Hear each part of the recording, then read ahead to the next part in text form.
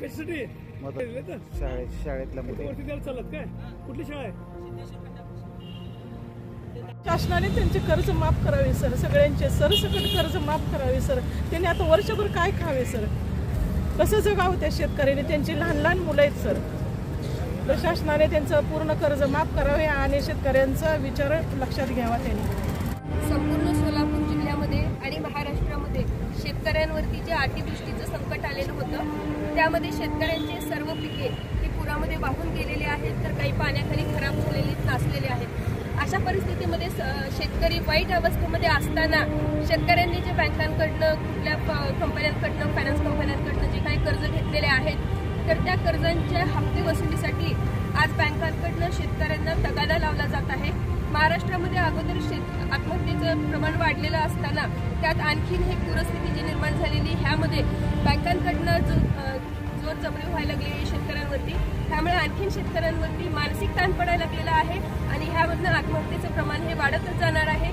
याची दखल घेऊन आज आमच्याकडे काही शेतकरी आले होते.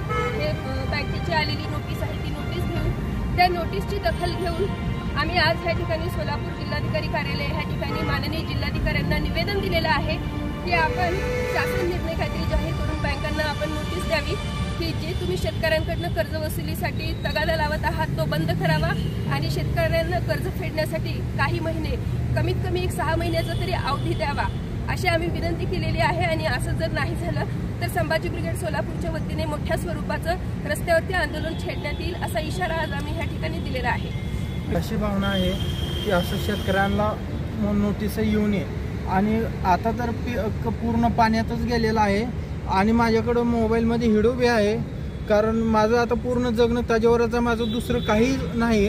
आणि माझी लहान लहान लेकरायची, मी तर आत्महत्या ह्याच्यातच झालेलो होतो, पण मला कुणीतरी धीर दिल्यामुळं मी आज ह्या ठिकाणी येऊन उभारलोय. नाहीतर आज मी स्मशानभूमीत असलो असतो, तुमच्यात नसलो असतो, असं शेतकऱ्याची नम्र विनंती आहे. ताज्या बातम्यांसह ठळक घडामोडी पाहण्यासाठी आजच डीडी दर्पण न्यूजला लाईक करा, शेअर करा व सबस्क्राईब करायला विसरू नका.